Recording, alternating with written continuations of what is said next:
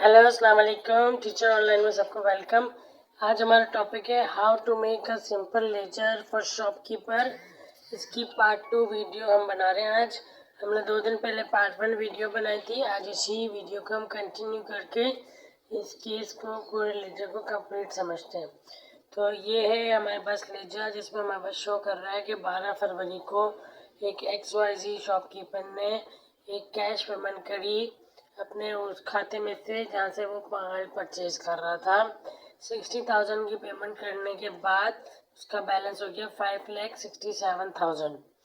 फिर very next day obviously सुबह liability ज़्यादा थी तो 13 फरवरी को फर्दर उसने कैश पेमेंट करी।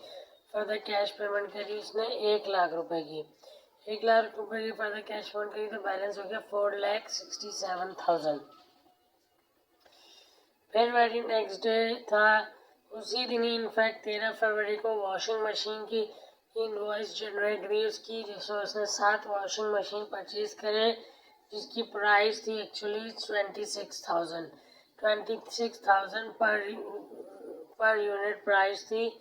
और तो वो इनवॉइस हो गई 1,82,000। 1,82,000 की इनवॉइस हो गई तो इसका ये बैलेंस हो गया 6,49,000। उसके बाद फर्दर इसने अलग अलग दिनों में यानी कि 14 फरवरी, 20 फरवरी और क्या कहते हैं 14, 18 और 20 फरवरी को फर्दर कुछ पेमेंट्स करी। 3 दफ़ा कैश अलग अलग पेमेंट्स करी जो थी 60,000, 30,000 और 75,000।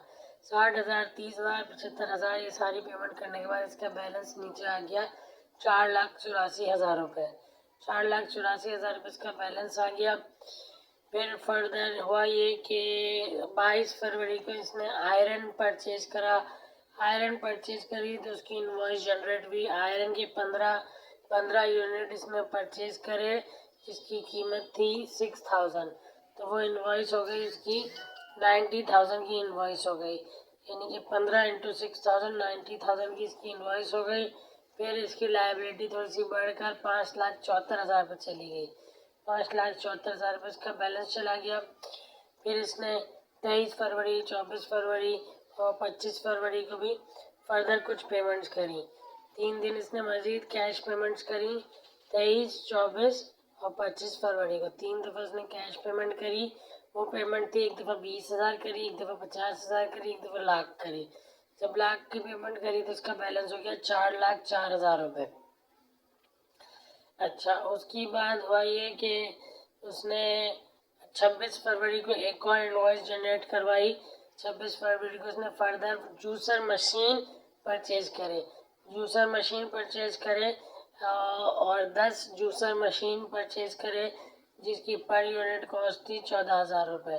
तो 10 की इनवॉइस हो गई 1,40,000 रुपये की इसकी जूसर मशीन की इनवॉइस हो गई। 1,40,000 की जूसर मशीन की इनवॉइस हो गई तो बैलेंस इसका बढ़ गया वापस 5,44,000 रुपये चला गया। 5,44,000 रुपये चला गया। फिर ये हुआ कि इसने 27 फरवरी को कैश पेमेंट करी। 60,000 रुपये की। उसके बाद इसका बैलेंस हो गया 4,84,000 उसका बैलेंस हो गया। फिर इसने 28 और 29 फरवरी को और 2 पेमेंट्स करी। 28 फरवरी और 29 फरवरी को 2 पेमेंट्स करी तो ये इसका बैलेंस 75,000 की एक पेमेंट करी थी और 1,20,000 की एक पेमेंट करी। तो 1,20,000 की जब पेमेंट करी तो इसका बैलेंस 2,89,000 पर आ गया।